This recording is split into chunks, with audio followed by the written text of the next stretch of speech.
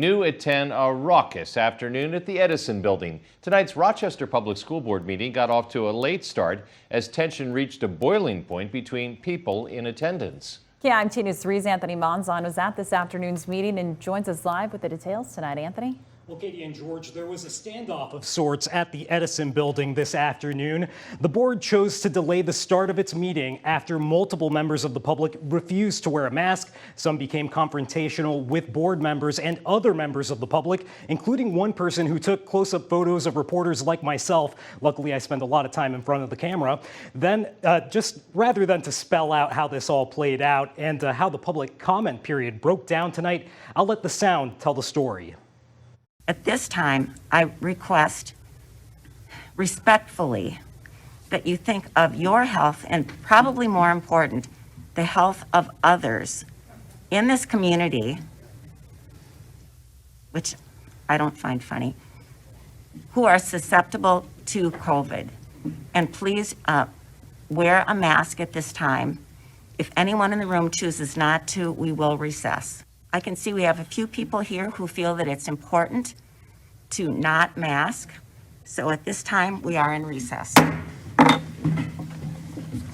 I gotta go back to work because I took 30 minutes off to come to this meeting that you guys don't want to have because you don't want to hear from the taxpayers of this community. That's right. I gotta go back to work and pay your salaries, officer.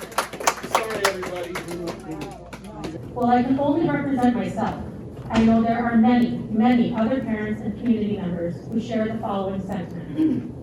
Thank you for requiring masks in all Rochester public school buildings.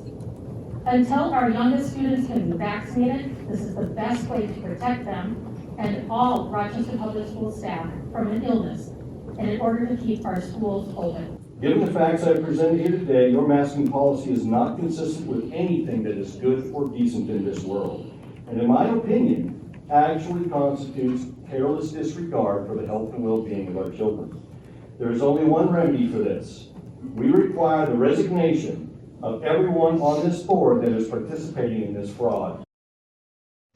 Now getting to the business end of this meeting tonight, the school board voted to authorize interim superintendent Dr. Kent Packel to adjust the district's masking policies without school board approval. Board members will be able to walk back any changes made in subsequent meetings, and district leaders believe that this is really the best way to allow the district to respond when COVID conditions change. Katie, George.